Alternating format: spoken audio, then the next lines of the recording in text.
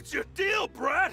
How are you so strong if you're just a staffer from Snezhnaya's Northland Bank? Wait, don't tell me you're... Oh, now you notice. It's a little late, don't you think? Just make sure you understand that you don't mess with Northland Bank. Got it?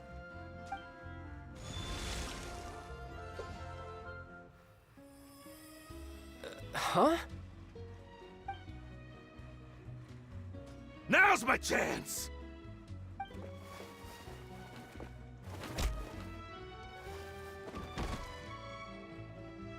Huh. That was weird.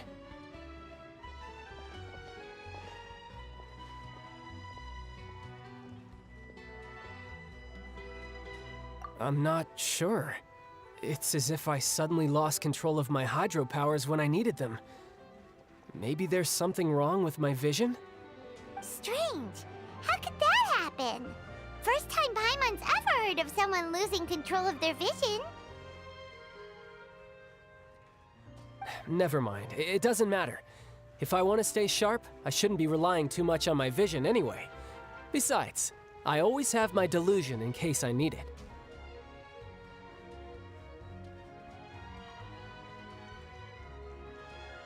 So what are you doing in Fontaine, child? I don't see its work for Northland Bank. Well, I guess it's because I've been in a bad mood lately. Huh? What kind of reason is that? Wait, since when do you feel down about anything? I don't know. Maybe I still have a lot to learn about myself.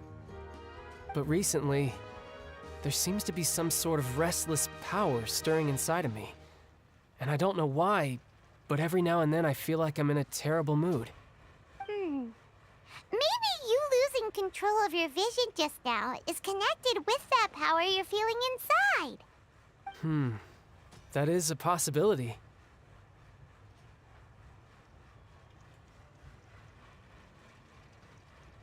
I can't remember if I ever mentioned it before, but when I was 14, I fell into some unknown abyss. It was during that time I learned nearly all of my abilities. The one who took me under her wing and taught me was named Skirk. She was always quiet and very mysterious. Nobody knew where she came from or what she had been through, and she was always very strict when teaching me combat techniques. One time, I asked her why she was willing to take me on as an apprentice. From what I could make of her answer, it was because I had awakened it, and traces of it remained on me. She said that all my combat training would be useful in the future. But what is it? What did you awaken? She never explained that, but my guess is that it's related to a dream I saw when I had just fallen into that abyss. In my dream, I was in the deepest depths of the sea, and the boundless seabed was all around me. But in front of me appeared a whale that was so massive, I felt like I couldn't breathe. A whale? Oh, that sounds familiar! When we fought against you before, you summoned a huge whale that seemed to leap at us. Is that the one? That's just an abstract form of a whale that I create using my elemental powers. It takes that shape because the scene I dreamt of the whale has always been stuck in my mind. I'll never forget it. So you used the whale as inspiration for one of your moves? Huh. Seems a little twisted to Paimon.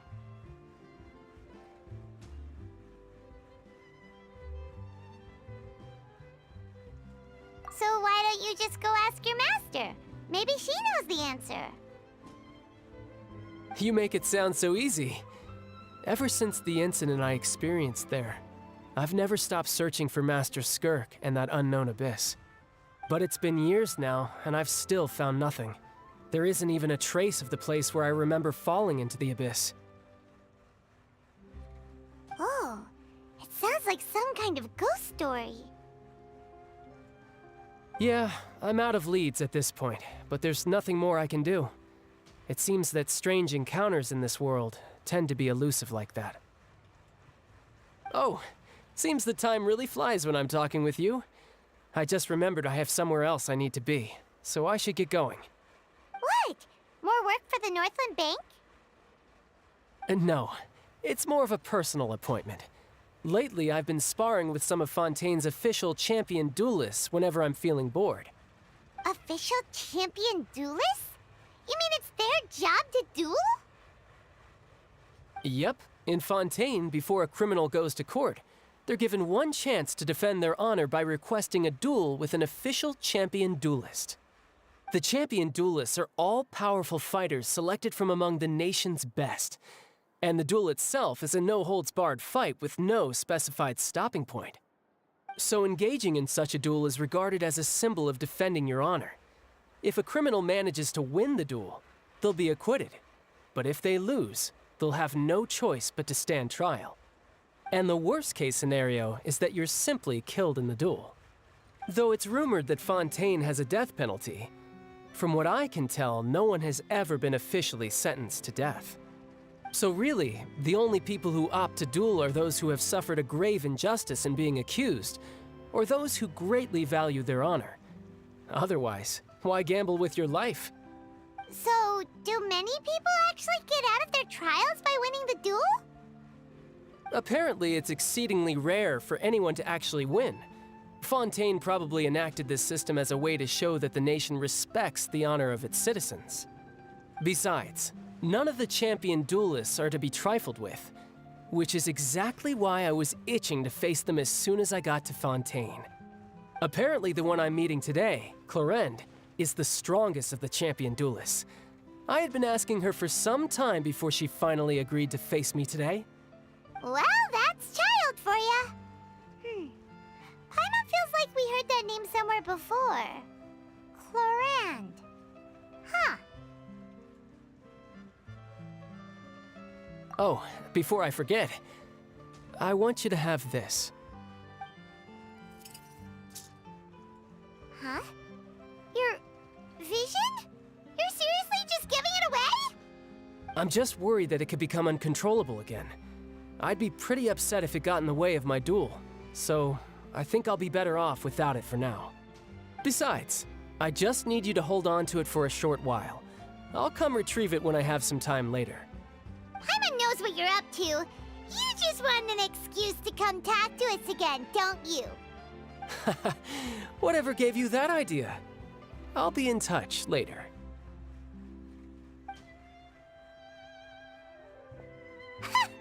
That sneaky guy. He said he's been feeling down lately, but he seemed the same as ever to Paimon. Well, seems we don't have much to do for now. We might as well walk around and see the city before Lenny's performance.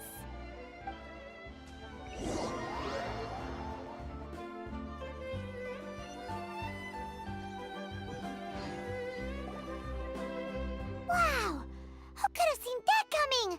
The reporter who was barely around for most of the story was the murderer all along! Sorry. Paimon was just surprised, that's all. Whew. Paimon never saw that twist coming. The murder mystery novels here are amazing!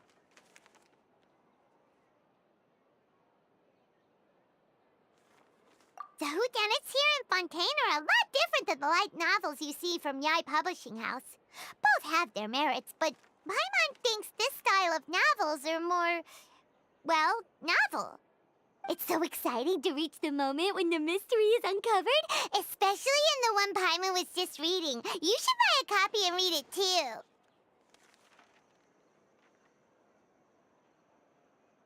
Oh, sorry about that. Paimon will be more careful next time. Hey, shouldn't we be heading to the Opera House to see Lenny's performance soon? It's almost time for the show to start, so we should get going. Lenny said that the Opera House is on Aranias, so let's go ride the Aquabus!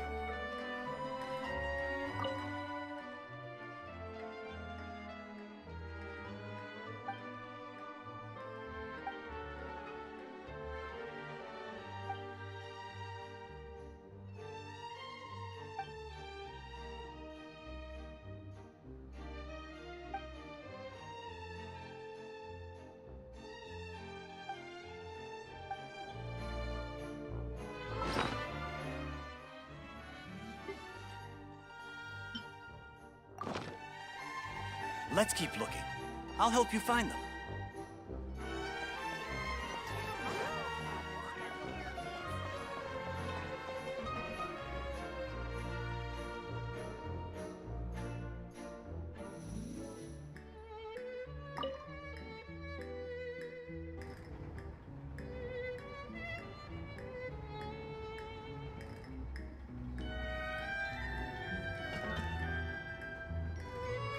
Welcome to the court of Fontaine. Please watch your step.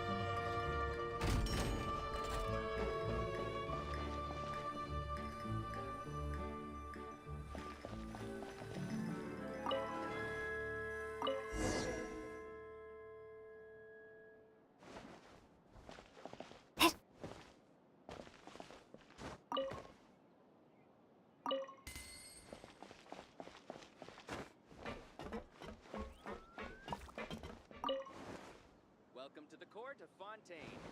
Please watch your step.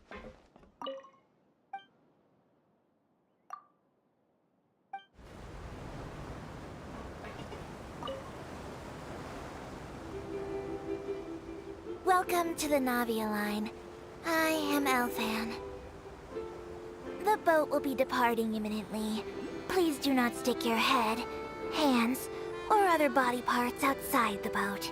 The Aquabus operator is not responsible for any accidents or injuries resulting from doing so. Also, please remember to buy the Steambird, though I don't read it myself. The destination of the current tour is Arenias.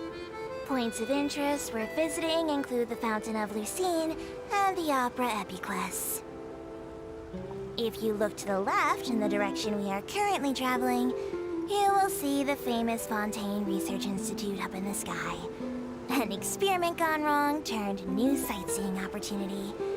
Human ingenuity truly is a wondrous thing.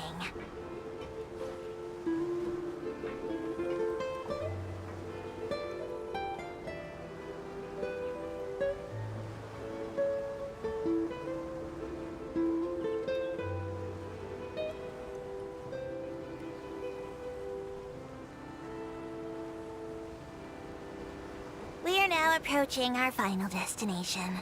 Please be sure to bring all your personal belongings with you as you disembark. Even though I will take any forgotten items to the lost and found, the paperwork is rather annoying, as Melusine hands are not suitable for grasping pens. Please be careful when disembarking. It has been my honor to be your tour guide this trip. Thank you.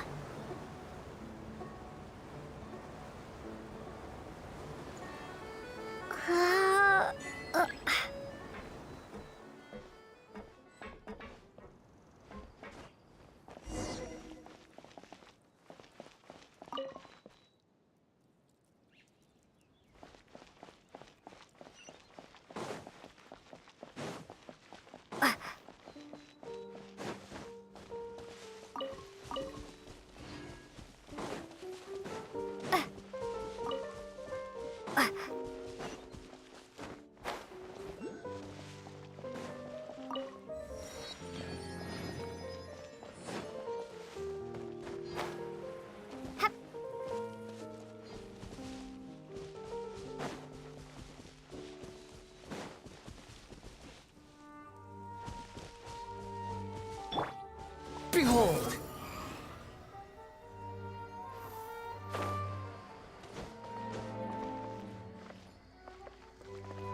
Squall and Fury!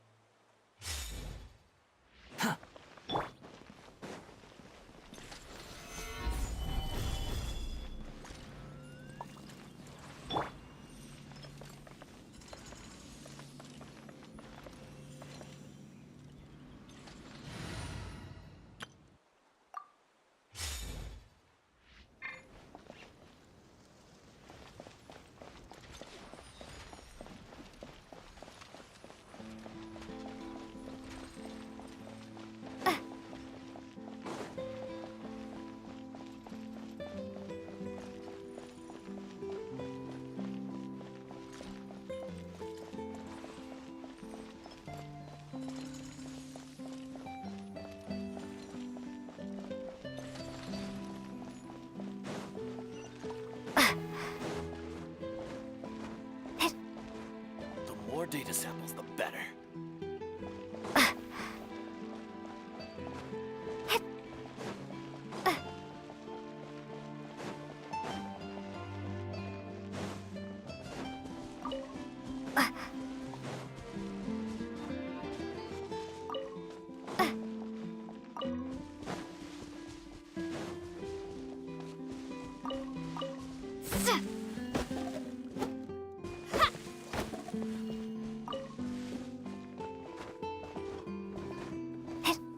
I can't wait to see how this turns out.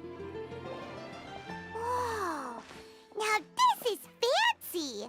The Opera at Eclairs. What a place to hold a performance! No wonder Linny and Lynette were looking forward to it. Huh. Looks like there's a lot of people standing around the fountain up ahead. Oh, Archon, please bless us with a bright and healthy child. We pray. I don't know why you always feel the need to ask so much. I'll be happy as long as our child is healthy and lives a peaceful life. I guess if they're our kid, then there's no doubt they'll turn out smart. Maybe this is one of the customs in Fontaine. There sure are a lot of couples here. Vache.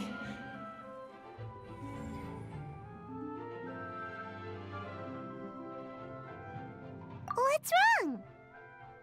Vache. Vache.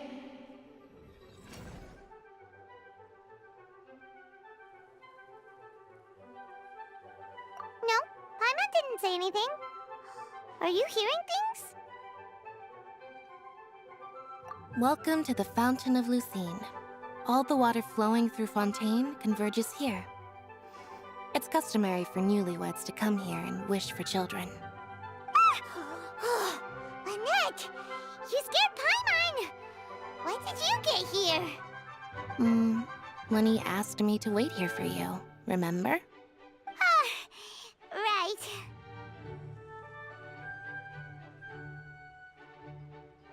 What do you mean? There are a lot of people here right now.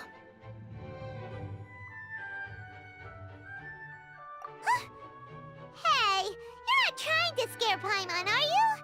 Besides, it's the middle of the day. It's not the time for eerie things. I see. I might be able to tell you something that could help explain the voice you heard. In fact, you might not be imagining things at all. I suspect that what you heard is a result of your hypersensitivity to the hydro element. Others in my family have had similar experiences. It's because of her sensitivity to the hydro element? But what would hearing a voice have to do with elemental power?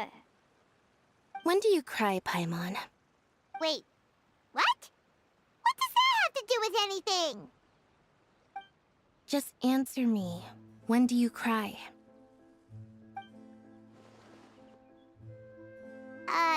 When Paimon's really sad? Oh, and when Paimon's super happy. Oh, and also when Paimon's really, really scared. Then you should understand that tears contain your most intense emotions. Like I just mentioned, the Fountain of Lucine is where all the flowing water in Fontaine converges. Even the tears that fall to the ground will eventually gather here. So maybe what you heard was the intense emotion coming from someone's tears. So, what did the voice say? Huh. If you were hearing their emotions, then Paimon wonders what happened to them. Rather than worrying about them, we should worry about my brother first. Don't let that calm look of his fool you. He tends to get pretty nervous just before a performance. So chatting with Linny might help him relax a little before he goes on stage. Oh, right. That makes sense.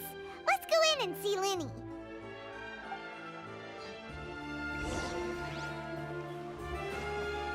It needs a more romantic touch.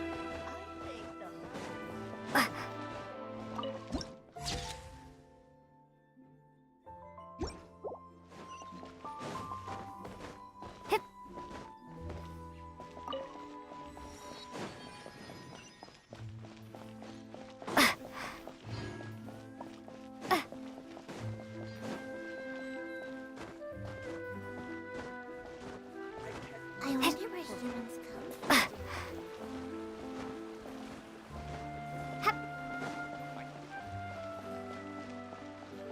Honestly, I'm not a big fan of opera. No two cases are alike. The details guide the story.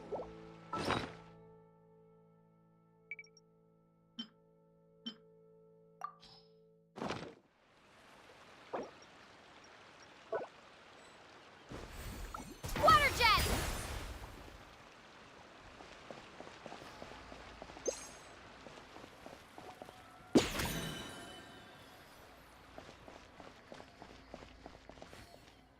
Honestly, I'm not a big fan of opera. No two cases are alike. The details guide the story. Welcome to the Opera Epiclave.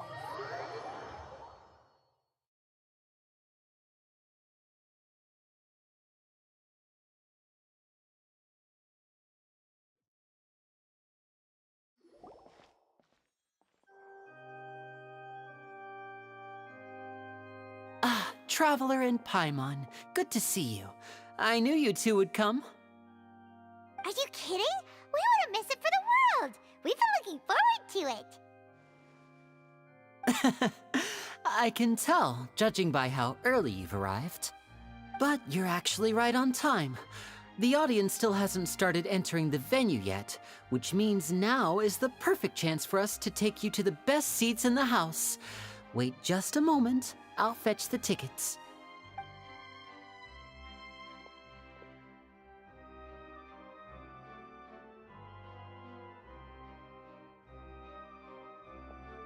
The Opera House has assigned seating, so you always have to make reservations. I've already reserved your seats, and here are your tickets. Ooh, front row seats! Thanks, Lenny! Don't mention it. There's no need to keep thanking me. Hey, Lenny! Could you come over here and take a look at this? Oh, I'll be right there. Seems there's an issue with the stage props over there. That's Cal, my assistant, calling me. I'll go lend him a hand. Yeah, we'll just go to our seats. You go ahead, Lenny.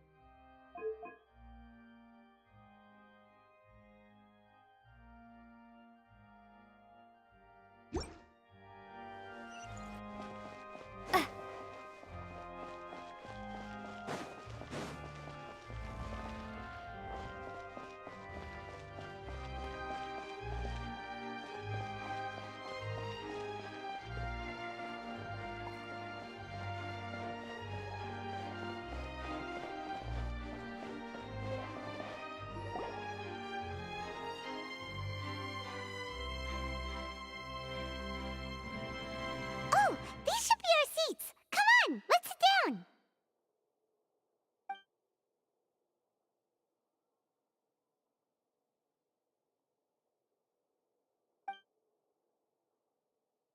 Uh...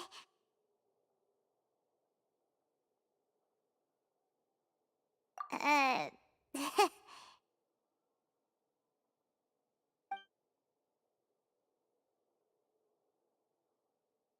Hey, Traveler.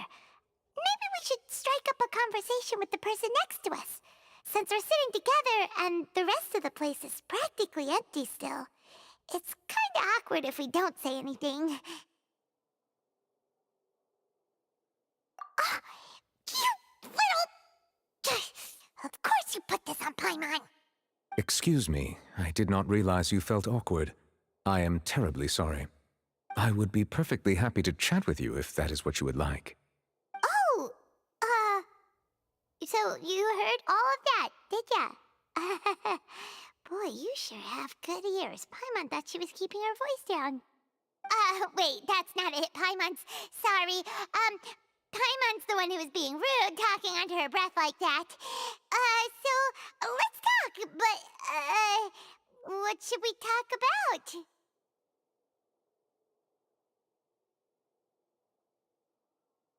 Oh, Paimon's got it.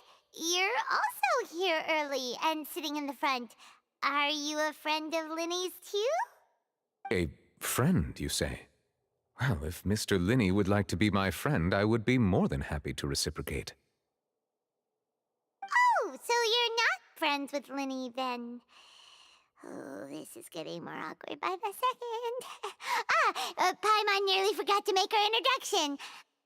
Nice to meet you. Paimon is Paimon, and this is the Traveler. We just arrived in Fontaine. It is an honor to meet you two. I have heard of your deeds across Tevat. And as required by proper etiquette, I will also introduce myself. I am... Oh, Monsieur Nervillet. What an honor it is to have you here to see my show. Ah, Mr. Linny. I should say it is in fact an honor for me to see your performance in person. Wait, Nervillet? Could he be... I saw you all chatting just now, but it seems you still don't know who Monsieur Nervillet is. Allow me to introduce you to Fontaine's Chief Justice. That seat is always reserved for him. It wouldn't be too much to say that he's the symbol of justice and honesty here in Fontaine. Whoa! Sorry for being so rude just now. Paimon had no idea you were such an important person. No offense taken. Being Chief Justice is merely what I do for work. Nearly every person has their usual reserved seat, so I'm not so special, really. And by the way, I should probably let you know, even though I would prefer not to. There's someone sitting up there in the VIP seats that has been striking a pose for quite a while now. I believe she is trying to give you a most elegant and impressive first impression. So I think you should take notice of her sooner rather than later, otherwise she may become flustered.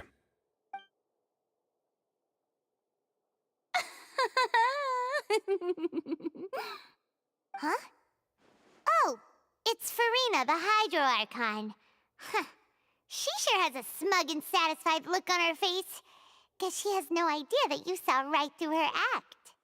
Very good. That is for the best. No need to pay her any more attention. We may now enjoy the show. Huh? So is this what things are like between the Chief Justice and the Hydro Archon? All right, please wait just a moment longer. I've pretty much finished my preparations, and the performance will start as soon as the audience has made their way to their seats. Yay! The show's finally about to start! Paimon can hardly wait! Paimon's never seen a real live magic show before!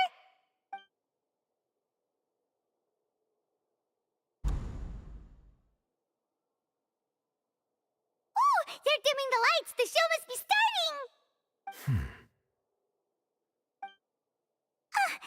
Sorry. Paimon will try to stay quiet. Welcome, one and all, to the Opera Epiclese. I am the star of today's show, Linny. And over here is my sister, Lynette, who will be working as my wonderful assistant. Please, let's give her a warm welcome.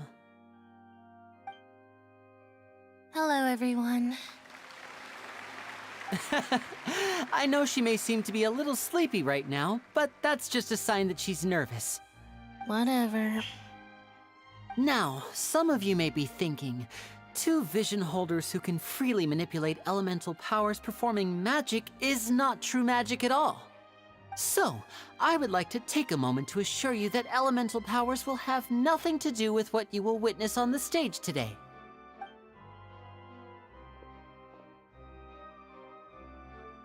Both Lynette and myself have removed our visions for the show. That way, even the gods won't be able to help us. Oh, good point. That's what makes the show real magic. Now, without further ado, let the show begin. Lynette will now exit the stage to make some preparations. I know you might miss her, but don't worry. She'll be coming right back on stage momentarily. perhaps in an unexpected way. I'm sure she'll be stealing the spotlight soon enough. Oh, and before I forget, there's one more thing I should say. You never know what can happen in the blink of an eye. A magician's greatest skill is making things disappear or appear. The possibilities are endless.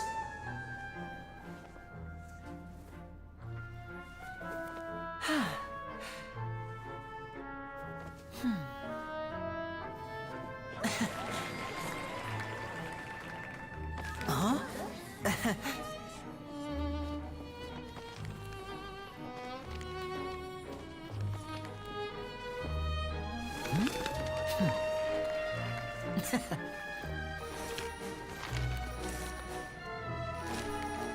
But this isn't what you came for. These little tricks, you've seen them all before. So it's time for something truly extraordinary, don't you think? This one's a little tricky.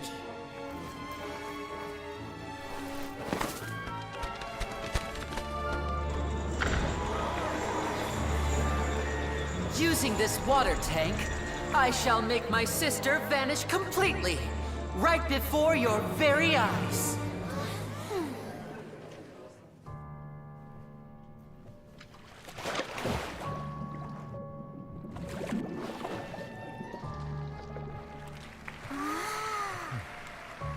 It's actually quite simple.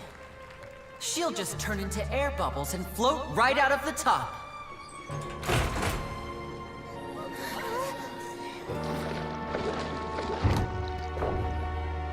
Oh no!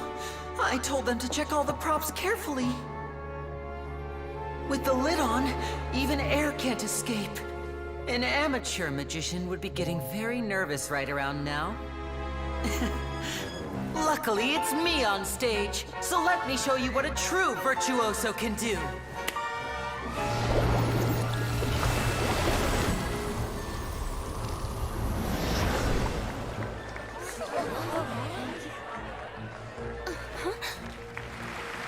Lynette, are you still there? Don't go too far. We don't want to use up all our magic.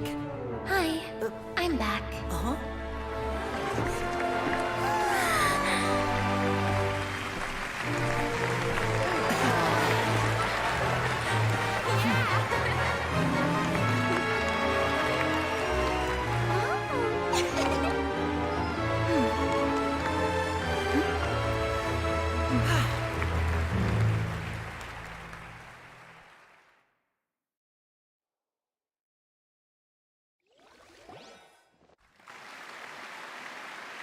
Whoa! What in the world just happened? How did he do that? Hyman didn't see him do anything.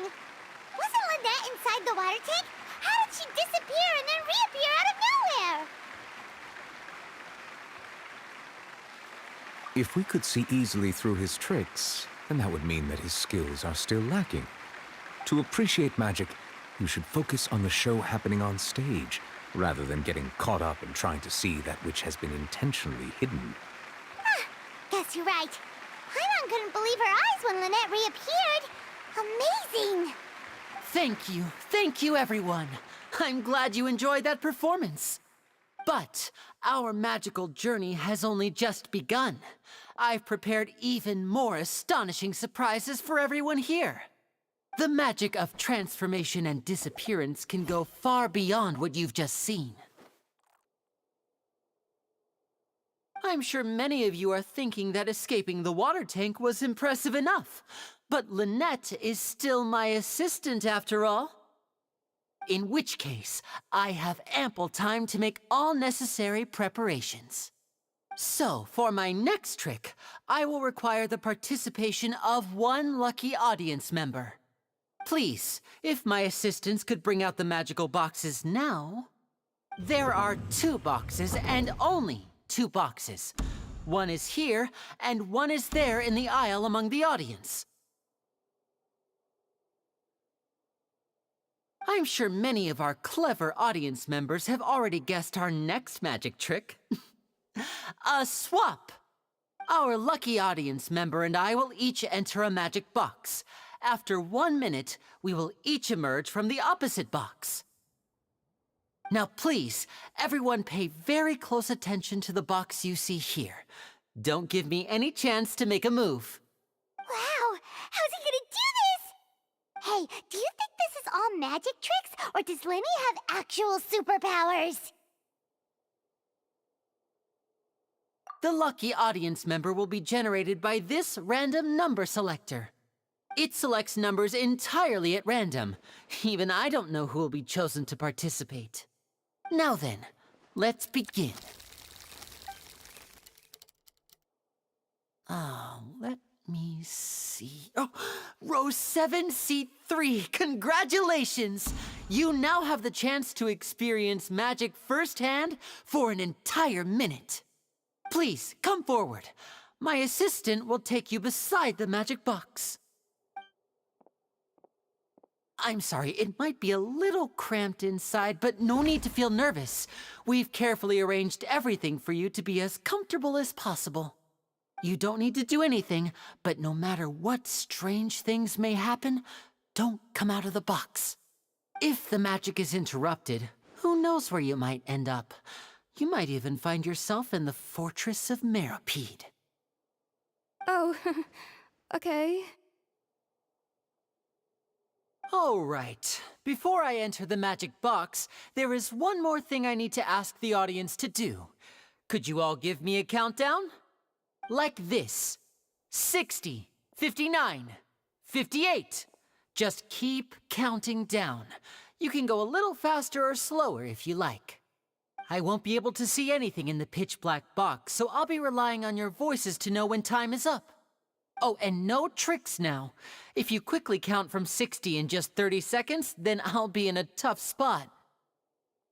Ooh! Paimon kinda wants to count faster after hearing him say that! No, that won't do. I can see it in your eyes. You still can't be trusted. Let's practice together. Come on, repeat after me. 60, 59, 58. 60, 59, 58! That's right, perfect. Keep it going. All right, I'll see you all on the other side once you've finished counting. 54, 53, 52? Why aren't you counting, Nervalet? I am counting in my head.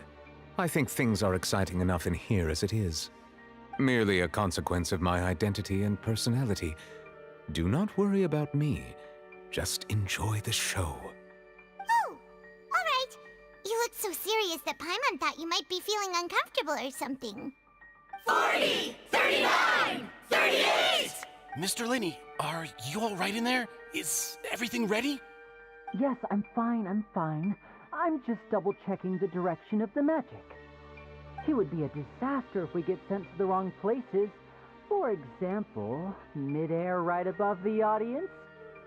Even though he's saying that, Lenny doesn't seem nervous at all.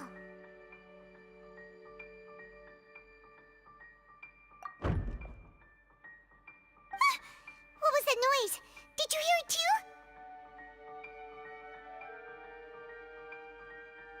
Not sure. Anyway, it doesn't seem like anyone's worried about it. 25! 24! 23! What's wrong, Mr. Lenny? I can still hear you moving in there. I seem to have accidentally knocked over a decoration. I'm trying to fix it, but it's pitch black in here. I can't tell left from right. Never mind the decorations. There's no time for that. The show is what's important. No, that's unacceptable. I want my show to be perfect. Don't worry, we still have 20 seconds. Hear them counting? 19! 18! 17! It seems things aren't quite going as planned. I apologize, everyone. It feels like you're all starting to count faster, but that's all right. I know it can be tiring to do such a long countdown. 10 seconds and change is still plenty of time. 10! Almost there now. Whew. Swapping two people is harder work than you might think. Even a master magician like me can't guarantee I'll get it right the first time. Hey, wait! Is this the back one? I can't tell. They both look the same inside. Huh? No, that's not it. I'll try again. 7! Hey, slow down! Honestly! 5! 4! 3! Whoops! That doesn't count! 0!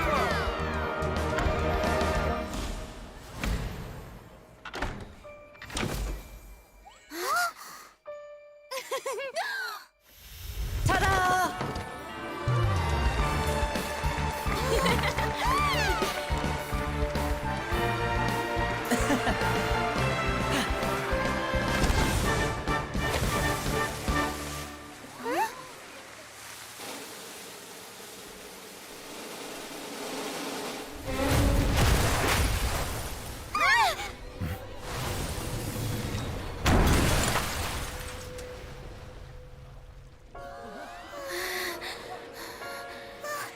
What happened?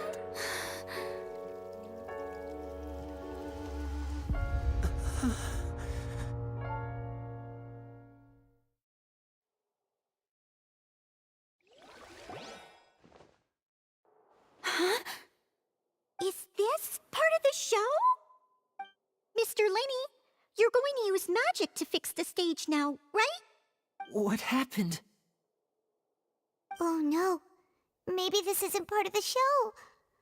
The girl was still in that box, right? This performance is over. Medical staff with me. Guards, secure the scene and detain all the performers. Seal the exits. No one is allowed in or out at this time. Yes, that's right. If this was just an accident, then we must investigate the cause. But if this was all part of some scheme, then those accountable will not escape the judgment of the God of Justice. No need to be alarmed, you two. We'll get to the bottom of this soon enough.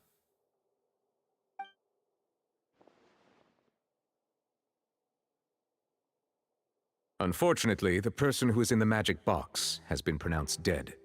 His name was Cowell, one of the assistants in Linny's magic troupe. Apparently, the fireworks on stage ignited the ropes that were suspending the water tank, which then caused the tank to fall onto the stage. As of now, we are still not sure why we found Cowell in the box, rather than the guest from the audience. And after an initial search of the area, the guards have confirmed that the girl is nowhere to be found. It appears that this incident was not merely some mishap with the performance. And there are many indications that it is connected with the case of the serial disappearances of young women. The serial disappearances case? That's the case that Charlotte mentioned before.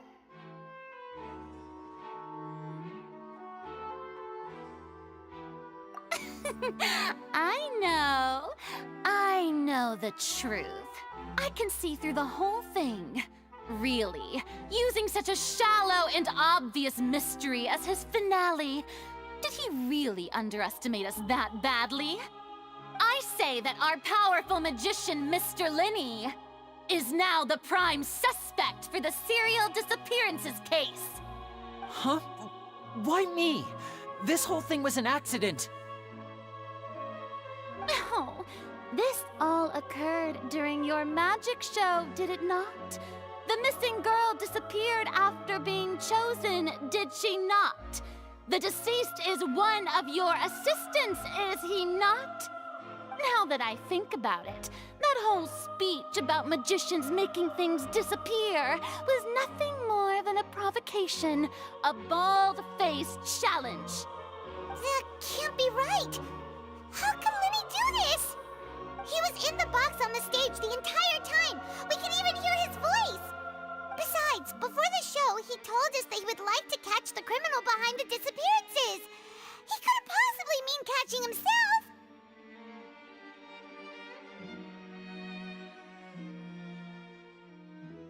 Save discussion for a later time, please. Lady Farina, may I assume that your comments just now constitute an accusation against Mr. Lenny and his associates, and that you are pressing charges? Huh? I just think that I think it might be a little early to talk about formally pressing charges. But what Lady Farina said just now makes perfect sense. Looks like she's gonna personally deliver justice. A kidnapping and murder carried out under the cover of a magic show. Lady Farina said it all. I mean, of course, my dear people. But what excites me even more than the obvious truth before our eyes is the opponent I'll be facing. That's right. I mean you, Traveler. You'll support Linny, won't you? After all, he was the one who helped you the first time we met. Then there's no problem at all. You know, the Traveler and I already had a duel the first time we met. But with Linny's help, our little duel ended in a draw. But draws really are the most boring possible outcome. So, no more draws. Between the two of us, there must be a clear winner and loser. And what better place to hold such a riveting showdown and decide the true victor than here, on the grandest of stages, the Opera Epiclese. Huh. It wasn't a draw. She obviously lost last time. I understand. Charges have now been pressed, and as such, a trial is in order. Well, Traveler, seems Lady Farina has set you in her sights. But putting her dramatic rhetoric aside for a moment, I would like to ask you, are you willing to act as Mr. Linny's attorney and defend him in this case? Very well.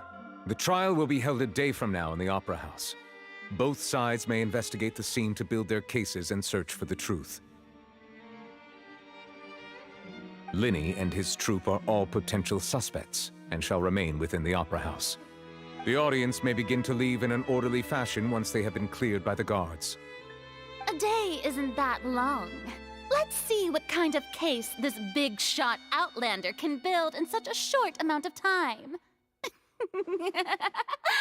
I'm really quite looking forward to hearing it.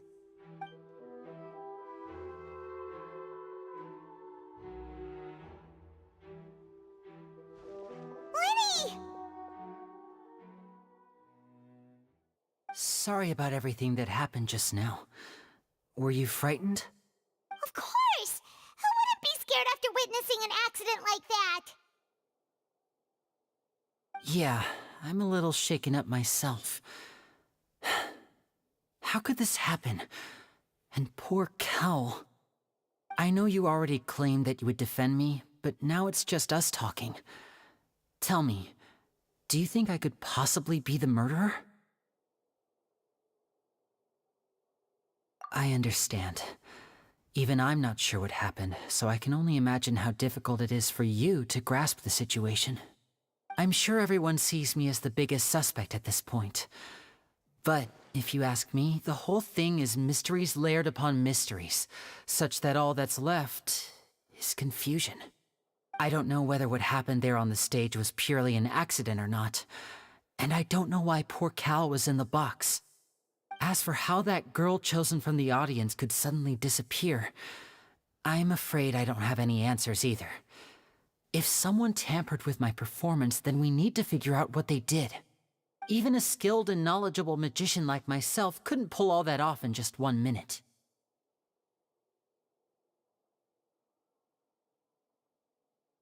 Which is precisely why we need to investigate!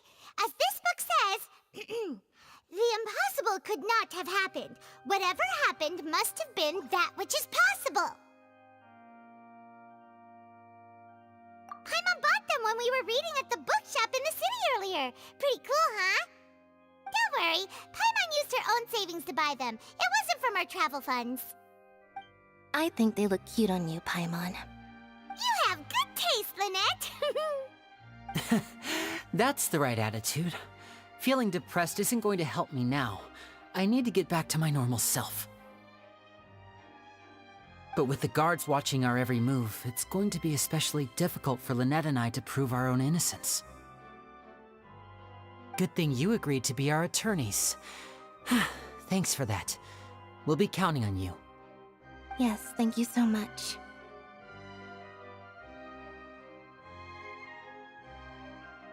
Yeah, just leave it to us. Oh, since we're going to start investigating, Paimon has a question first. Where did Lynette go during the performance? Ah, well, I'm afraid that would involve some of our essential trade secrets as magicians. The secrets behind our magic are past saving, Linny. I suppose you're right. The truth behind our tricks is going to be important evidence that will be weighted during the trial. 'Tis truly a pity. As a magician, our magic show is a work of art. We've poured countless hours and spared no effort in perfecting it. But if revealing our secrets will help you uncover the truth behind what happened, then it will be well worth it. We should go somewhere else if we're going to discuss our magic tricks. We'll go speak with the guards, and in the meantime, you can go investigate the stage and the seating areas. Alright, let's go have a look while the investigation teams are still here. Detective Paimon is on the case!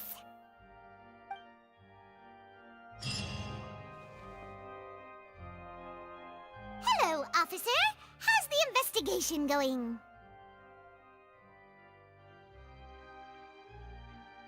I see. You must be the traveler that Lady Farina mentioned. Listen, I'll be perfectly honest with you. I'd avoid getting mixed up in this whirlpool of a mess if I were you. Huh? What do you mean? Come with me and you'll see.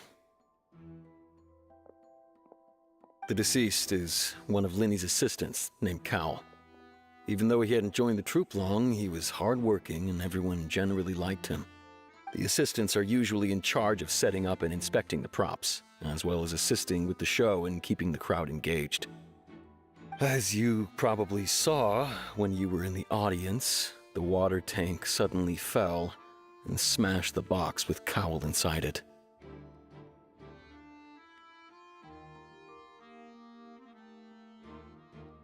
This is the real mystery. We've already searched the scene and were unable to find any traces of the girl. However, if you look carefully, the box was positioned directly under the water tank. The ropes holding the tank were then burned by the pyrotechnics on stage, causing them to snap. All these factors lining up so perfectly makes it hard to see this as a mere accident. If anything, the more logical explanation is that the whole incident was intentionally planned, and Linny is the most likely person to have access to all these areas. But he doesn't have a motive! Are you both good friends of his? Well, you can't say we're good friends, but we've known each other for a little while. So in just a short time, he was not only able to win your trust, but even convince you to act as his attorneys. I know there's no such thing as magic. The real trick of a magician is holding the audience in the palm of their hand. I've seen a lot of cases, and I can tell you that people are the least reliable kind of evidence.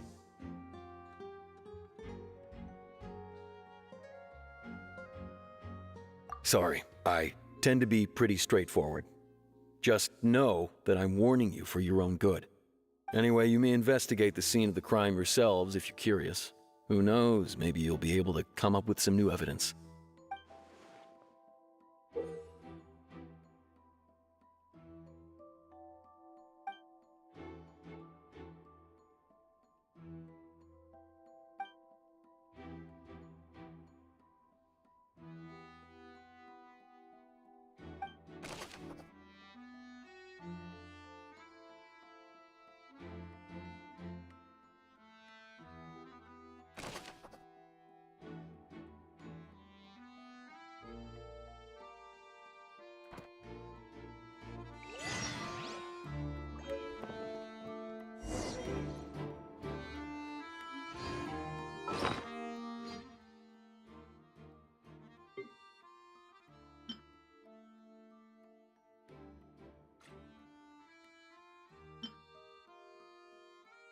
Whoever the murderer was, they must have made preparations well beforehand. Whoever the murderer was, they must have made... Why would it be him? So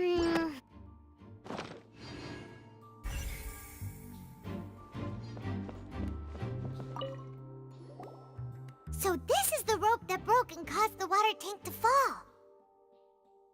The rope looks pretty durable. How can it be burned through so quickly by fireworks? Why are you suddenly so serious, Traveler?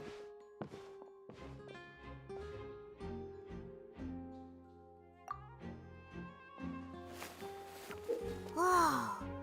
Look! This bit is made from different material! Most of it was burned away, but there's still a little bit of it left.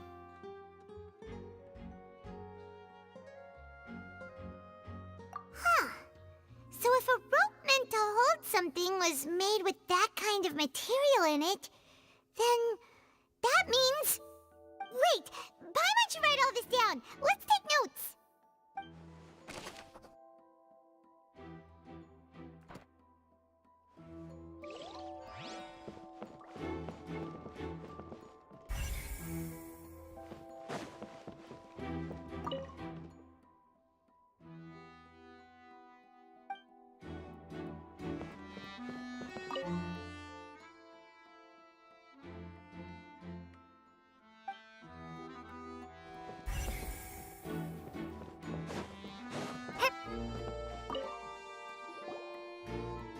The investigation team has some new findings. Turns out there's an issue with the random number selector after all. See, I told you. What if the machine picked some big guy's seat? You think the murderer would have still made his move then? Sorry to interrupt, but we're helping Linny and Lynette with their side of the investigation. What were you saying about the number selector? There's something wrong with it? You're trying to help them? That'll be a tall order. Linny used the machine to pick a random member of the audience during his performance, right? The lucky girl that later disappeared. Well, we thought there might be a serious problem with the machine, so we had it taken away for further inspection. It turns out that the seat number it picked wasn't random at all. The machine picks that same number every time. I'm sure you already know that you have to make a reservation in advance to get a seat, regardless of whether it's a trial or some performance. In other words, Linny knew who would be sitting where from the very beginning. That much checks out. Linny reserved our seats for us too. Bet you see why I was saying it'd be tough to make a case for Linny.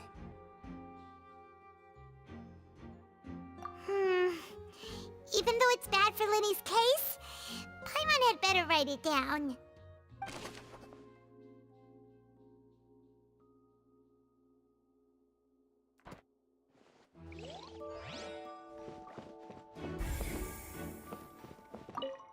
Linny's magic tricks were the stuff of legends, but the way he did this crime, he should have stuck to doing magic. Look, doing magic tricks is one thing. Pulling off a crime is something else entirely. Maybe he was just too full of himself.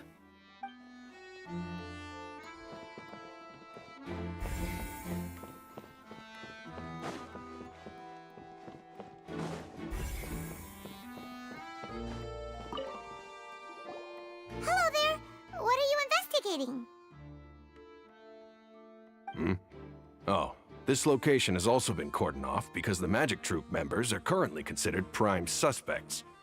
The investigation team is still collecting evidence.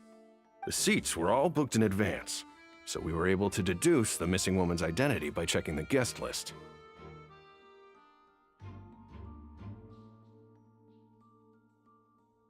Sure, it's not like this is confidential information. We will publish it later anyway when we petition the public to help us find the missing person. Her name is Halsey. She's a painter from Fontaine who's made a bit of a name for herself. Apparently, she wasn't a regular at the Opera House, but she'd been feeling some pressure with her work lately, which made her decide to come see the magic show. The Magic Troupe members all claim not to know her, and we have looked into her social connections. It seems that she has no personal grievances or conflicts of interest with the suspects. Simply put, she wasn't related to the Magic Troupe at all, which matches the features of the previous serial disappearances. Were the victims of previous previous cases also chosen at random? That's how it seems to us, in any case. Apart from the fact that they were all young women of around the same age range, there really weren't any other connections between them. Okay then. No need to be so formal. If you do happen to see the missing girl, please be sure to contact us. It is of utmost importance that we get to the bottom of these disappearances.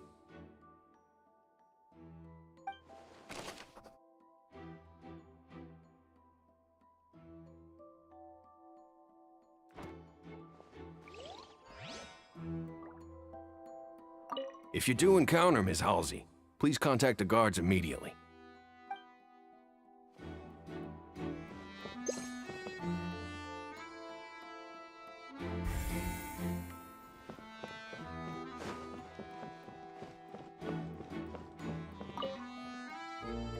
Go ahead, have a look around.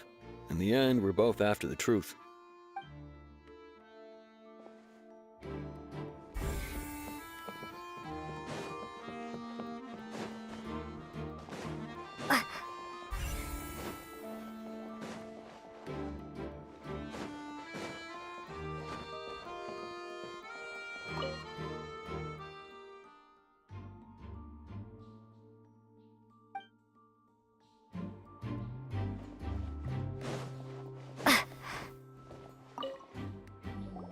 I see that you're investigating the area. Well, it just so happens that I'm interested too. If you find any new and interesting leads, be sure to share them with me, all right? We don't have too many thoughts yet.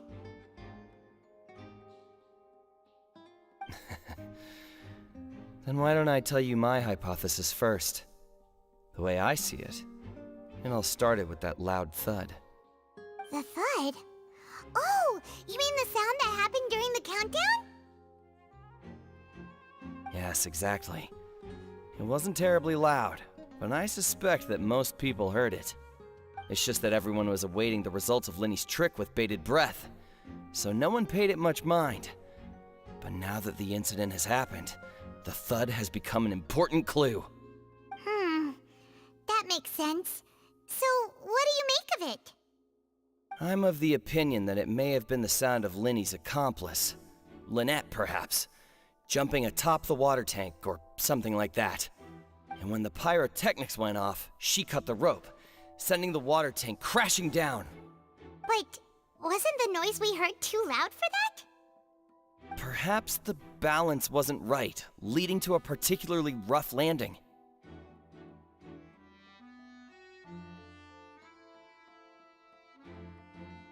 Oh, that's true. I suppose I must reconsider. That does remind Paimon, though. What was with that sound?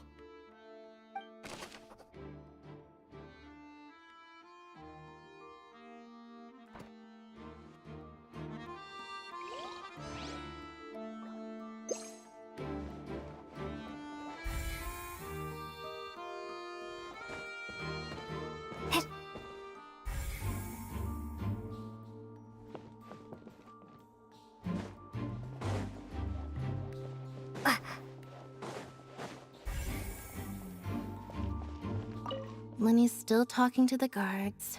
It seems he'll have a lot of explaining to do. I think someone will be assigned to monitor us later, but that's alright. Linny's still talking to the guard. I think someone... Linny's still talking to the guard. I think someone...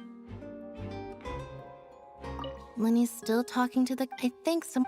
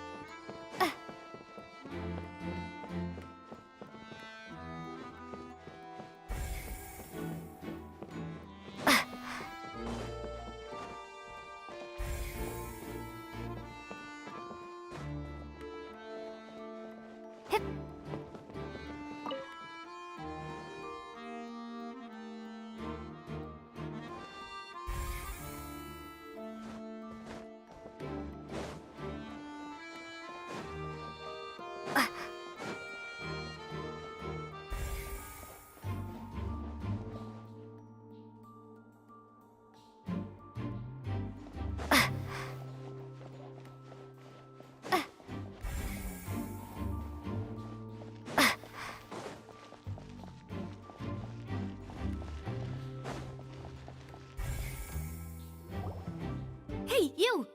Yes, both of you! Over here! I've been keeping an eye on you for a while now. Huh? You mean us? That's right. If I'm not mistaken, you're also among those who wish to cut down the thorns and pursue the truth. No? And by the looks of it, you're not from Fontaine. Well, you're right on the more about that one, but who are you?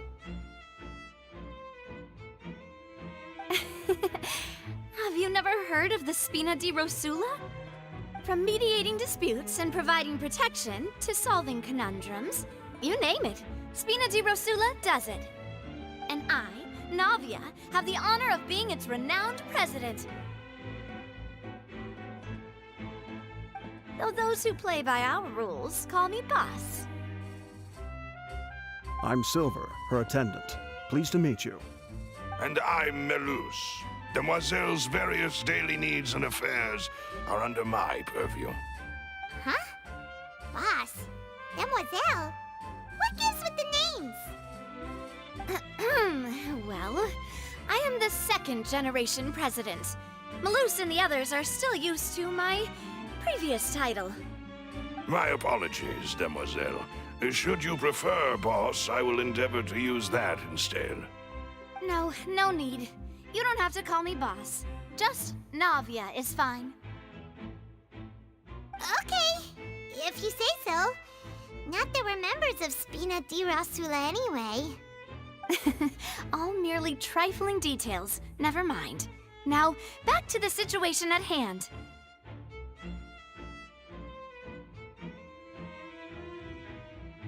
That's right. I've always kept an eye on the serial disappearance cases. My interest stems from a matter back from my father's time. Judging from the look of things, I find Lyney an unlikely mastermind. Really? We think so too! That's why we're looking for clues now. But how did you come to that conclusion? Intuition, naturally. My unparalleled intuition. Noirceur was quick to point the finger at Lyney without any decisive evidence whatsoever, wasn't she? But that's not uncommon for her. If you remember, the Justice had to interrupt her and ask if she was pressing charges just to keep her from getting carried away. Anyway, a trial begins the moment someone levels charges. And, of course, there was no way Farina was going to back down in that situation. Sounds more like you just don't trust the Hydro Archon. Well, what's your opinion? I must admit that she can be interesting at times, but liking her doesn't mean that I'll blindly agree with her. All right, I've answered your question. Now, it's time you answer mine. Wait a minute! Did that answer count? Well, I say it does. But don't worry, you won't hear any pointless questions from me. In your opinion, do you think it's right to treat a trial like it's an opera? Well? And why would that be?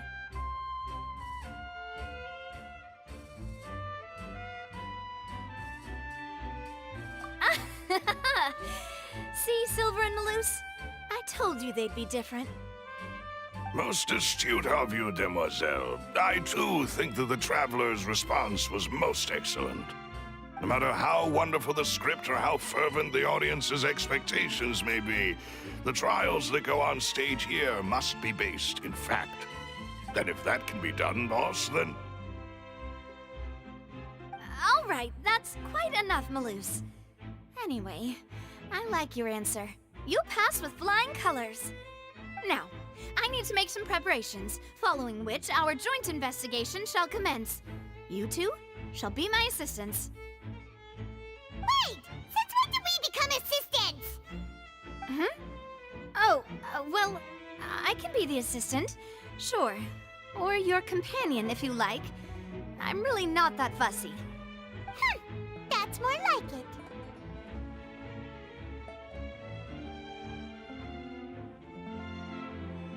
Far be it from me to brag, but I believe that Demoiselle's intuition will be instrumental in uncovering the truth.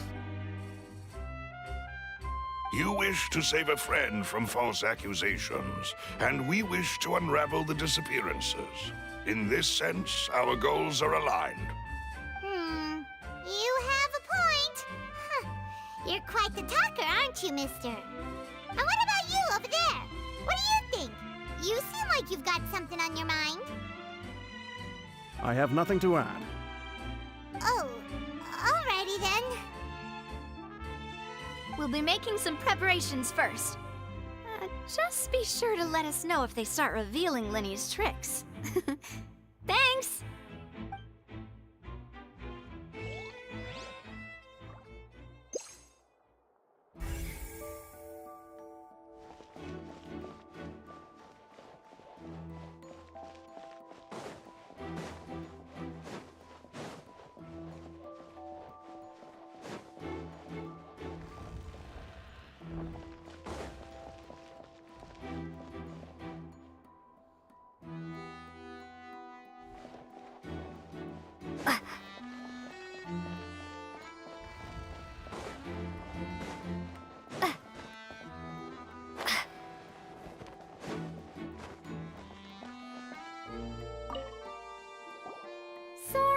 But no one can freely enter or exit the Opera House at the moment. If you wish to leave, you must register your identity with us first. No, we're not leaving. We're representing Linny and Lynette as attorneys, so we're investigating the case. Were you always guarding this entrance? Yes. After the Chief Justice gave the order, everyone coming in or out must undergo a strict inspection. So, the missing girl couldn't have left from here. At least, not from that point on. I doubt there was much opportunity then, either. How can you be so sure, Well, because I was in charge of security near the entrance at that time. I couldn't see Linny's performance from here, which was quite a shame. Just my luck. But still, I did not abandon my post, and I stayed put no matter how loud the applause was. If someone had so much as even approached the door, I would have noticed it, let alone if they had tried to leave. We Melusines are good at that sort of thing, you know. So, it's safe to say the girl couldn't have left through here. Alright, thank you for your help. This'll be useful info.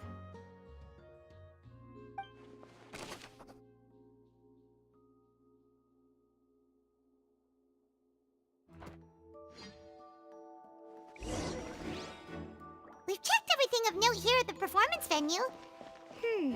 Paimon wonders how Linny's discussion with the guards is going.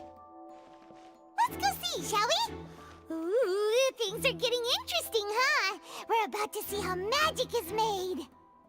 My apologies, but access to the venue is restricted at this time. Please register first.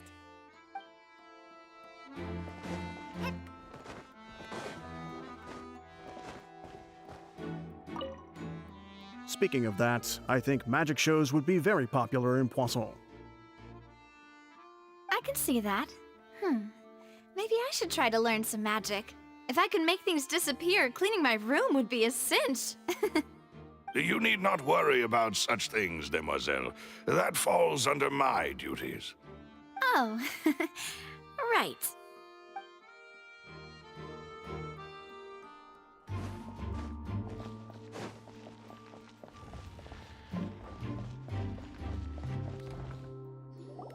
Understood. Then I will be going with you. Just so you're aware, I will be monitoring your actions and making notes as necessary. Very good. Thanks for being so agreeable. I'd pull a rose out of my hat as a gift for you if I could. You may spare the pleasantries. I'm just doing my job. You've arrived.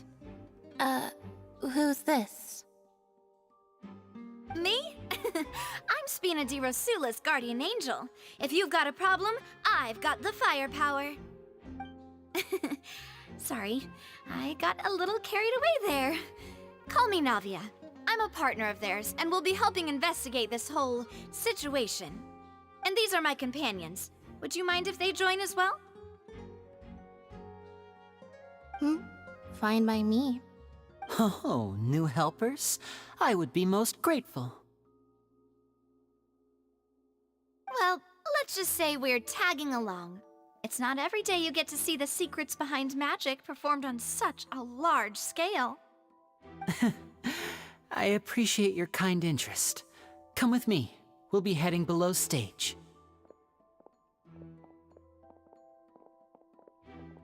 Huh?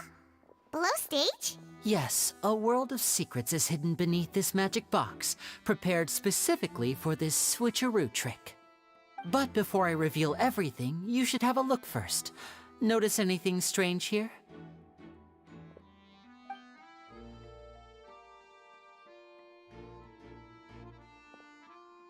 I'm not trying to be dramatic. Remembering the details of a trick will help you understand the methods used to perform it more easily. Huh. Weren't there balloons and other decorations here? Where did all that go? Ah, good eye. That said, you're still far from discovering the answer.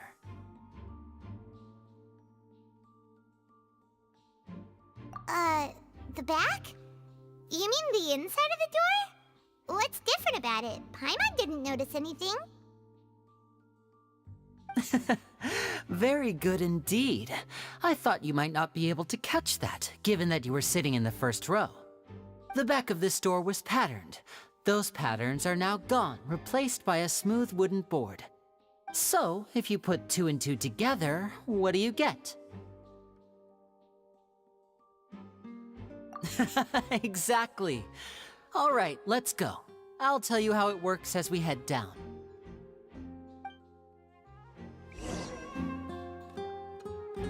Oh, so there was a passageway under the magic box!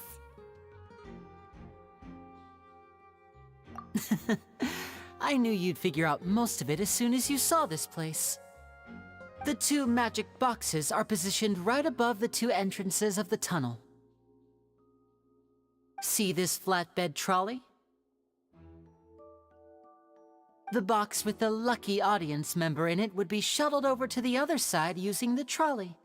This trolley can raise and lower and even rotate, ensuring that the box will face in the right direction. I see. So that's the purpose of the box inside another box. Precisely. The inner box would descend after the audience member was put inside and be moved along the trolley, all while the outer box would remain on stage as if nothing had ever changed. So that's how you did it! Once the box was lowered, the trolley would store some energy through this device here, with which it would complete the rest of the steps. The audience member would only be able to feel some slight movements in the dark, and by the time she walked out, she would already be back on stage. Right! You were talking that whole time, and you even came out for a moment near the end! Ah, yes. A phonograph operated by Lynette was used to achieve that effect. My assistant and I had already scripted our conversation beforehand. When the countdown began, I had already gone to the opposite box via a tunnel using that ladder. And what about Lynette? Where was she? I was in the mezzanine space in the back of the box. Oh, interesting! That's how we were able to coordinate Linny's lines with the assistant. And, by the way, I was the one who walked out of the box at the end. I mean, we are twins. All it takes is a change of clothes and no one can tell who's who. And that's my favorite part of this trick. only Lynette and I can perform it. So that's how it all worked! Wow! Every detail you revealed was more amazing than the last!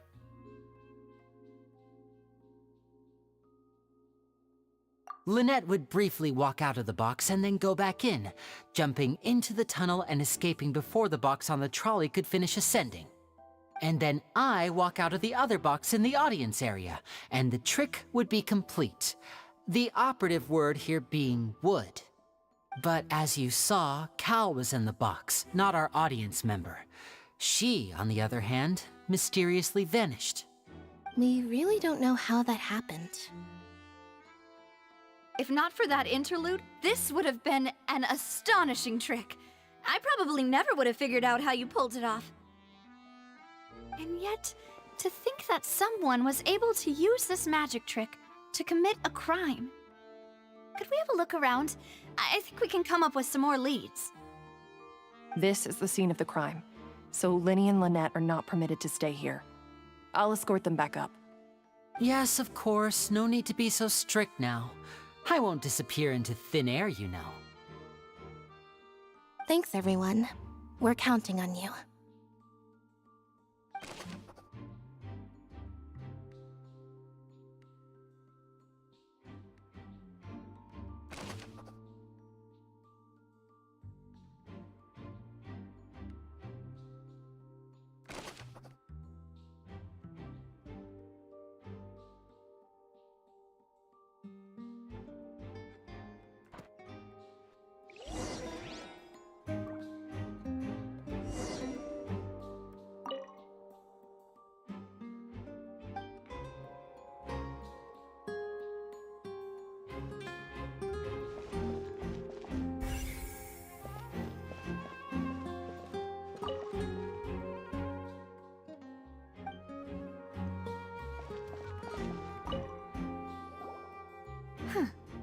What's this? Looks like a hook tied to the end of a rope. Huh? There's all kinds of odds and ends here. Perhaps it was a prop for a different trick. But why would it have been left here? Whatever it is, let's make a note of it first.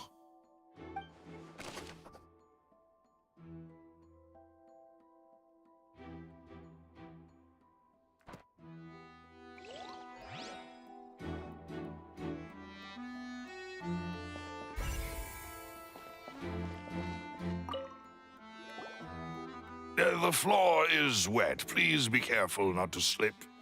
Speaking of which, why would there be water here?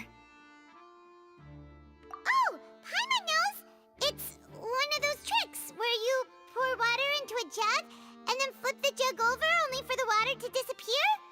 And here's a broken vase. Huh. Did the trolley knock it down while moving?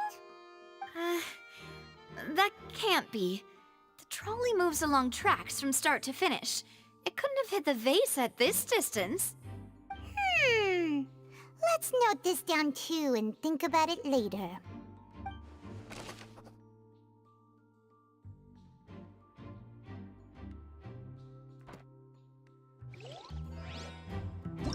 Why would it be him?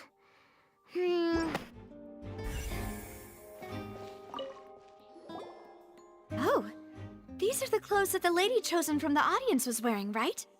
Her clothes are here, but she's nowhere to be found. Right. And do you really need to do that if you're kidnapping them? Ugh, this is so confusing. Paimon doesn't want to be a detective anymore.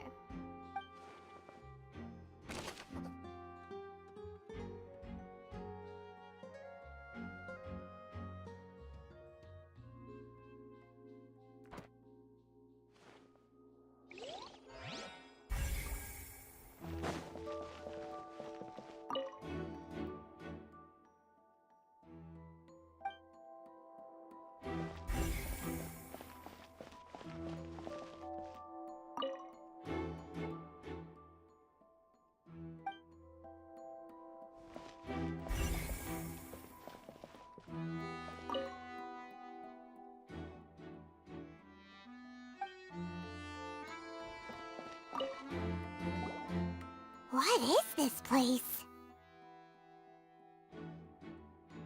It seems someone could fit through here. Huh. Could this have been the suspect's escape route? Alone, perhaps. But if they had to pull another person with them, the space would be too narrow. But there are no other ways in or out of here.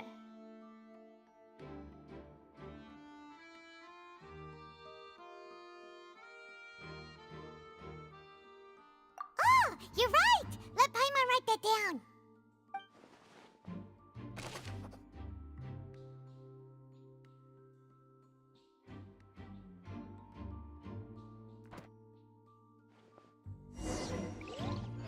Seems we're just about done investigating down here. Yes. Let's head back up.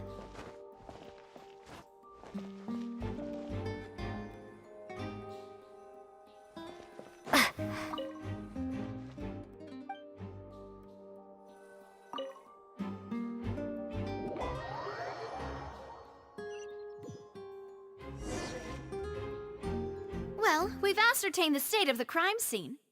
Let's find a place to sort out our findings once Malus returns. It seems to me that there are several things that don't add up here.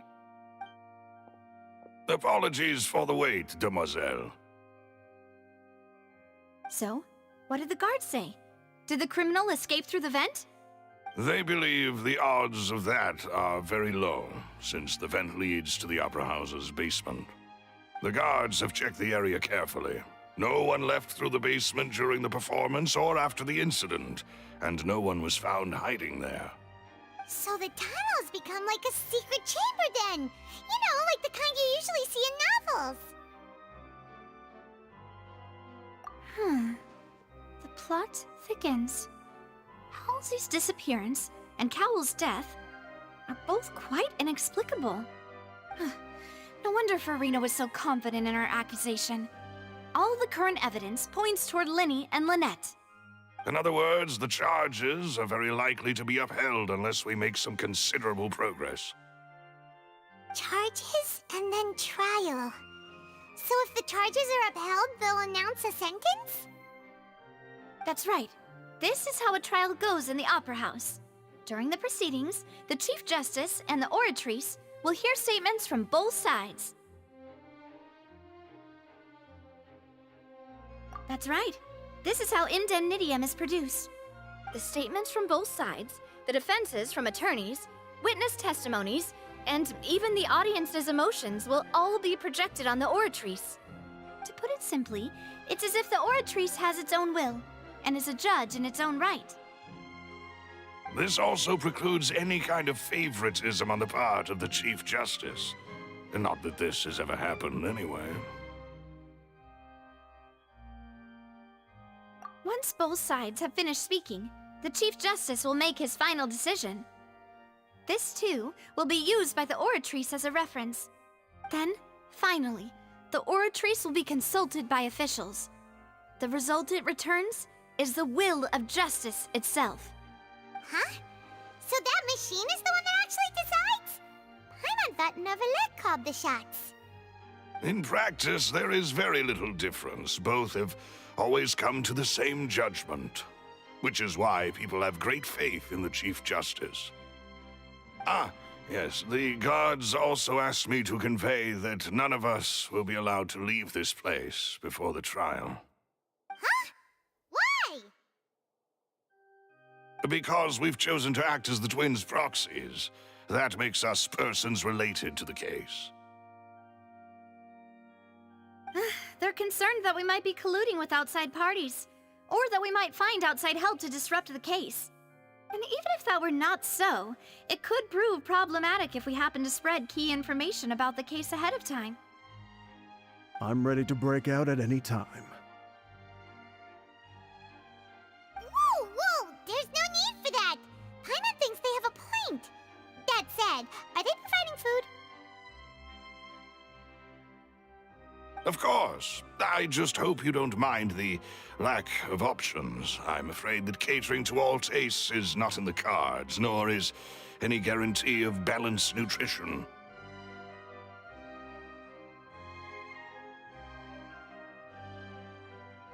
that case, let's just sort out our findings together here. Pity. I was hoping to take you to try some of Fontaine's famous desserts, too. I mean, what better way to properly think through our findings than over some tea and sweets? Huh. Breaking out suddenly doesn't seem like such a bad idea after all. Just kidding! Just kidding!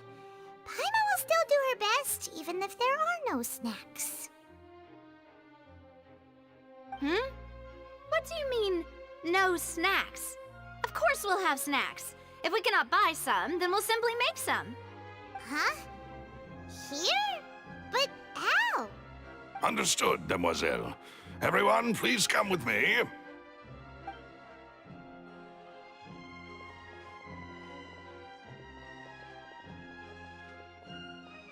Wait, you're carrying a portable stove with you? Yes, I must be prepared to meet the demoiselle's baking needs whenever the fancy strikes her. I have eggs, sugar, and almonds at the ready. Good work, you two. Then I'll get to it. Please sit tight for a moment. You'll get to taste my awesome snacks soon enough. These three are quite the interesting group.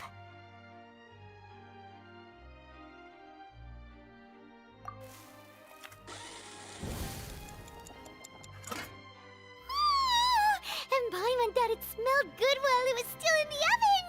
Oh, it's even better now. Paimon can't stop drooling. From the way you had these two guys carrying all that stuff around, Paimon thought you'd have them do more during the baking process. But you ended up doing the entire thing by yourself!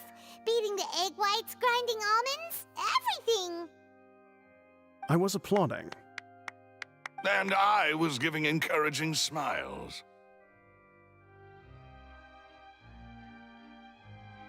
Paimon was just thinking, aren't you worried about getting your fancy dress dirty beating egg whites and baking like this? Well, I don't think it's carved in stone anywhere that fancy ladies can only read books, sip tea, ride horses, and play the piano. I just really enjoy making snacks. Don't underestimate beating egg whites, by the way. It's a real arm workout. You also need to beat them to just the right consistency, or your macarons will crack. Anyway, give these a try, fresh out of the oven. There's 3 for each of us. Only 3? Well, eating too many sweet treats might send all that sugar to your head. You wouldn't be able to think clearly about the case on a sugar rush, would you? Tea is ready to be served as well. This is Demoiselle's favorite, strong black tea with a floral fragrance that clears the mind and lifts the spirit.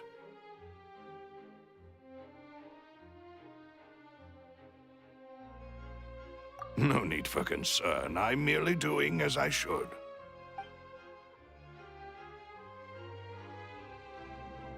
All right then. Down to business.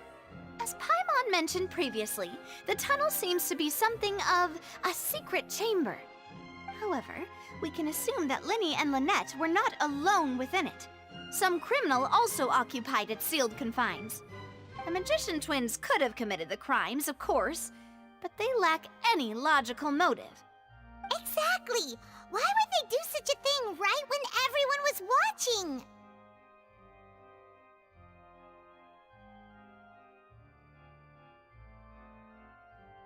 The flower vase and the thud we heard during the performance could indicate some altercation between Halsey and the criminal in the tunnel, resulting in the shattering of the vase, the discarding of her clothes, and her abduction. Perhaps the criminal thought that since she was chosen from the crowd, she would be too easy to identify if she was still wearing the same clothes. Paimon thinks that makes sense, but the real trouble is...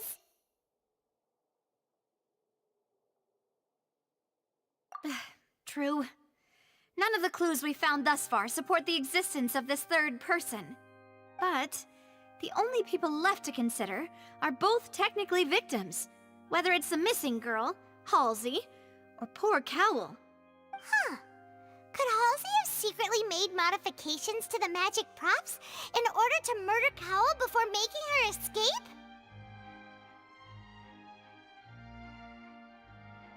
That's right. And even if she had tampered with the setup, she would need to understand the entire trick to pull it off. Nor does she have any motive. The guard said that she has never had any dealings with the Magic Troop's members. Were we not thorough enough in our search? From the sound of things, this is turning into an impossible case. Your macarons are amazing, though, Navia. They smell great! They're nice and crisp and super sweet! They are my specialty, after all. And I see you've already had 5 of them. What? 5? Oh, that can't be right. Paimon only counted 3, honest! Please don't worry about it. At my age, a few less sweets might actually be a good thing. No. Being greedy is one thing, but Paimon knows how to count. Besides, Paimon knows that if she ate too many, then others wouldn't have enough.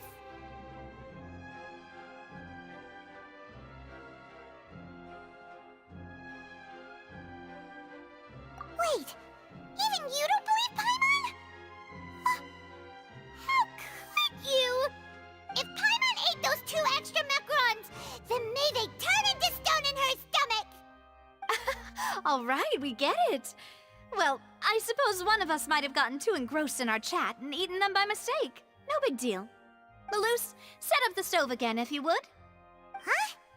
What are you doing? Making sure everyone gets 3 macarons, of course.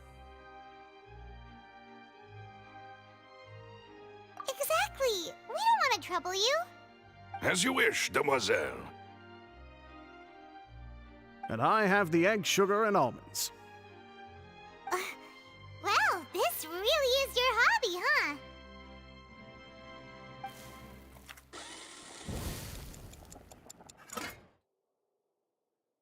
Well, that's it for snack time.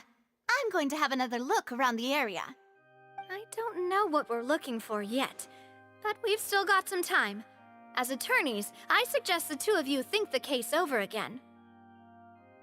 It would be awkward if you got all tongue-tied on stage during the trial. All right, thanks for your help, and for the snacks. It was nothing. A small task for the Spina di Rosula. Silver, Maloose, it's time to go. I'll be back if I find anything new.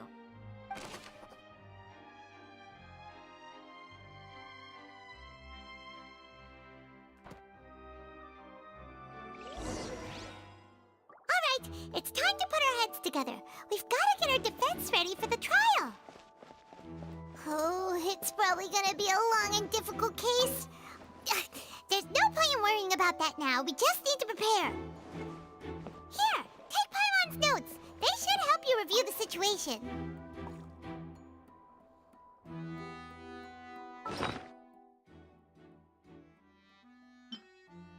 Why would it be him? How strange. Gosh, no wonder the serial disappearances never got solved.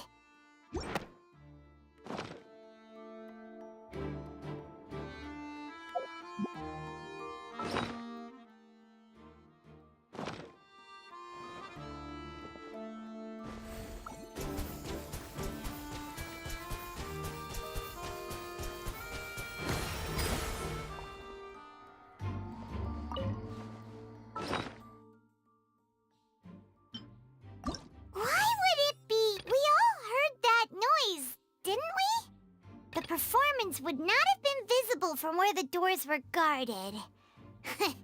If Paimon were on duty, she would have snuck back into the audience seating. Well, there was no chance Paimon could have seen that the box had 2 layers. And that's why only the 2 of them can perform this trick. There was no third person. And Paimon didn't eat more than 3 macarons either. Digging a tunnel just for a magic trick? Whew, that must have been a lot of work. That size wouldn't have been a problem for Paimon. Whoever the murderer was, They must have made preparations well beforehand. This rope was obviously tampered with. People needed to register and reserve a seat for the show. That, combined with this number selector, could allow you to pick a young lady instead of some old fogey. This is probably a prop, too. Oh, looks like it could hook onto a lot of things. Like the Traveler's fishing rod! This flower vase is probably a prop for the show. But it also could have been used in the crime. Paimon doesn't get this at all. You think about it for a bit, Traveler.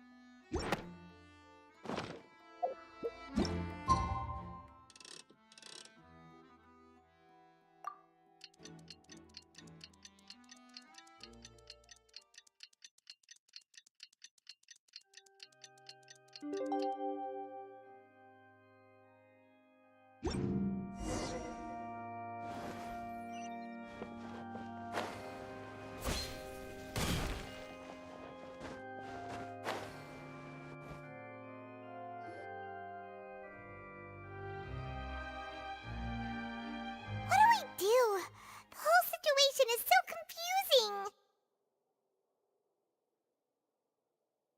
Good plan. Impossible things don't just happen. We'll get to the truth one way or another. Just relax. Even if everyone else suspects Lenny and Lynette, at least we will be supporting them from the stands. Besides, I doubt Farina understands any more about what happened than we do. Thanks, Navia. Well, we'll be going then. Best of luck to you.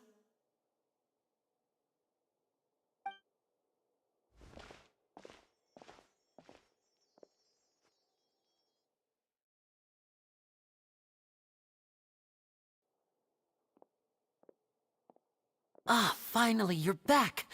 Well, how did your investigation go? To be honest, you might be disappointed. No. We're already very grateful that you were willing to help. Well now, don't you all look disappointed. Don't tell me that your investigation came up empty-handed. That was to be expected, of course. The guilty can never produce proof of their innocence. But don't let that stop you. I shall be terribly disappointed should you, my most anticipated foe, concede so easily. Since both parties are present, I declare that the trial regarding the magic show incident is now in session. Firstly, in order for the audience to understand the causes and results of the incident, could we please have Mr. Linney explain the trick? Yes, of course. I will explain while Lynette demonstrates on stage. All the necessary items have been prepared.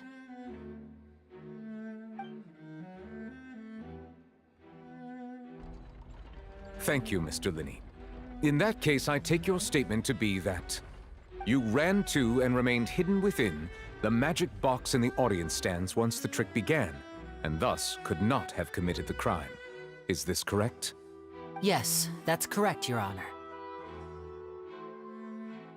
In that case, I call upon the prosecution. Lady Farina, do you wish to refute his statement in any way? Why, of course I do. Allow me to take the first shot and break this case wide open. Mr. Linney is clearly lying. There is no way you could have been in the box the whole time if you were to abduct Halsey and murder Cowell. In fact, I'd say you were hardly in that tunnel at all. That is simply your hypothesis based on the presumption that I'm guilty. Oh, is that so?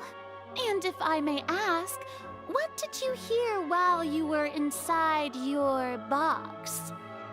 The roaring countdown of the crowd, of course. That's how I kept track of the time and built anticipation for the finale. And you didn't hear anything else at all? Nothing that might leave an impression of any kind? No, nothing. I see. But when the count reached 30 seconds or so, there was a thud. One so loud that I believe practically everyone heard it. Huh?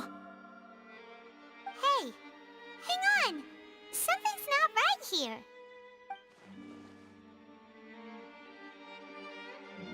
Yeah, I'm sure he could have heard a noise that loud from inside the box. I was right by the box, and I definitely heard the thud. Look at those scales. Could those mean... Well then, ladies and gentlemen, allow me to use the words of the magician himself. You never know what can happen in the blink of an eye. Indeed, it seems his alibi can also collapse in the blink of an eye. Of course, I have armed myself to do far more than smash your alibi. Confidence cannot go unfounded, and my foundations are rock solid. Tell me, aren't you and Lynette actually from the House of the Hearth? The House of the Hearth?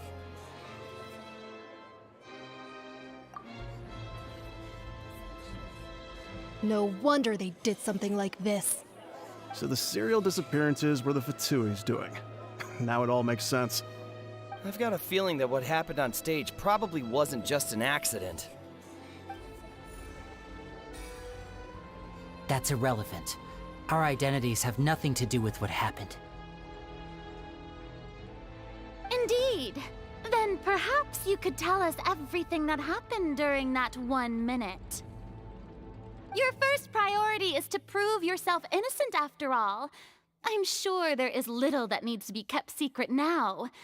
Unless your script already has holes in it.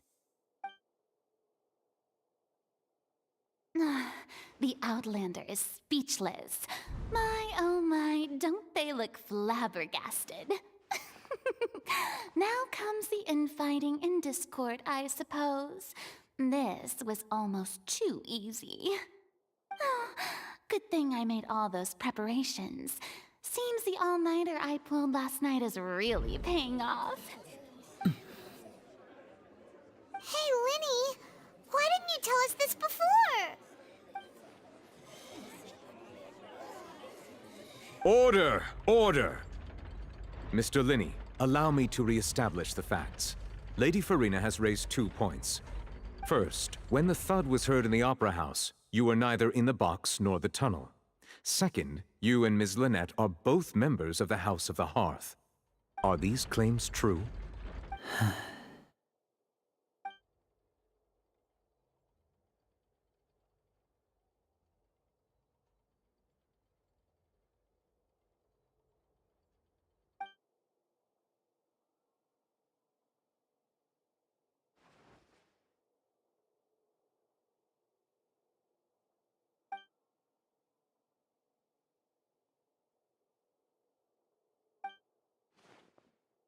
Please answer my question, Mr. Linney. I'm sorry. Yes, they're true, Your Honor.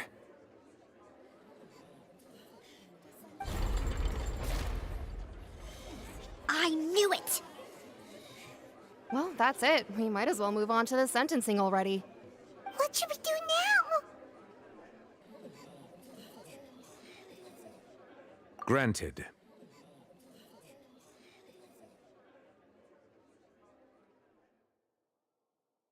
In that case, what is your request?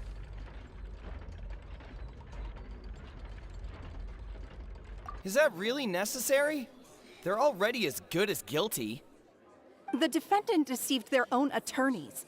What is there left to discuss? Order! Order, I say! Your request is reasonable, and we shall adjourn. This trial will reconvene in 1 hour. So you would stick to Mr. Linney's defense even after knowing what you do now? You certainly have more professionalism than I thought. In that case, my dear audience, let's allow the joy of victory to steep for a little while longer.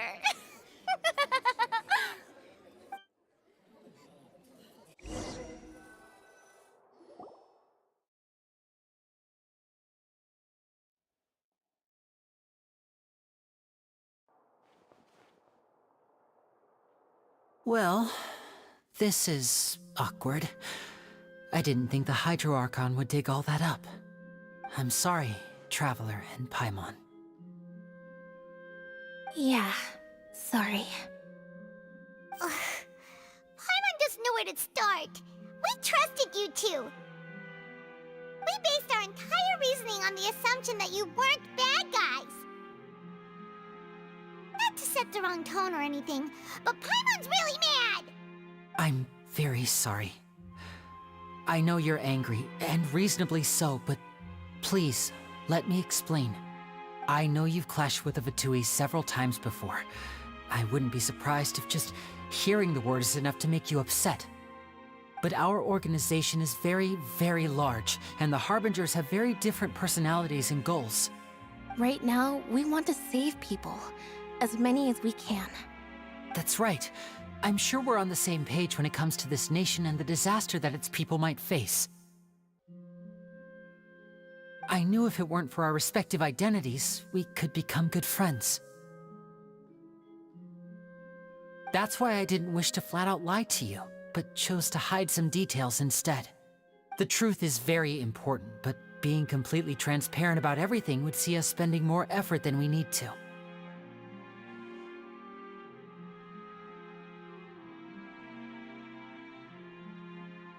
Right.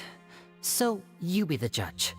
Heck, if I were you, I fear that I'd even struggle to trust me at this point. You met a Fatus who works as a magician, a trickster by trade. All by coincidence, too. But still, I'm asking you to trust me. I am no criminal. At least, not in this case. Sorry. Please forgive us.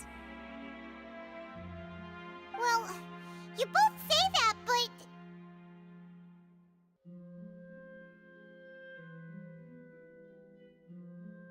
Right, let's hear your answer first, and no lies now! Of course. I'll answer any question you ask. We've been trying to find out how the Oratrice operates. We want to know why it has a consciousness. Why can it deliver sentences accurately? During our investigations, we learned that the machine's core is beneath it. From that moment on, Lynette and I have been designing this box swap trick, with the objective of getting close to the core. Is that why you needed a whole minute? That's right. In truth, the audience would take about 75 seconds to count down from 60, while I would only need 15 to get to the opposite box. So, after jumping into the tunnel, I accessed the Opera House basement via the vent, and went to investigate the room in which the core is stored. That air vent was created during the construction of the tunnel specifically to execute this step. Well, nothing. As soon as I reached that room and was about to investigate, I heard someone's voice. Which should have been impossible, of course. I was quite certain that I was the only one in the room. That voice seemed to recognize me and tried to speak to me. I chose to err on the side of caution and retreated the way I came. On the way back, I saw the broken vase and the clothes on the ground, but the countdown was almost finished, so there wasn't time to give it any thought. After that, the homicide occurred just as you saw. Well, that explains why you didn't hear the thud. Because of that prophecy I told you about, of course. We must know all we can about this nation's secrets in order to deal with that prophesized crisis. That's the only way we can save everyone. So, there you have it. The whole truth. I swear, I didn't hide anything from you this time. It was never my wish to proceed under this cloud of mistrust either. But like I said earlier, you can be the judge. If you want to leave because you don't trust the Fatui, there's nothing I can do to stop you.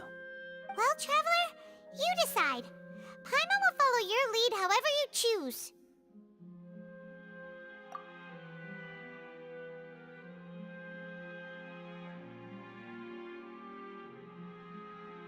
Okay, thank you. Thanks for giving us a chance. The current problem is that the scales are tipped pretty badly against you two. If we want to refute the Hydro Archon's accusations, we're gonna need a seriously watertight defense. Huh?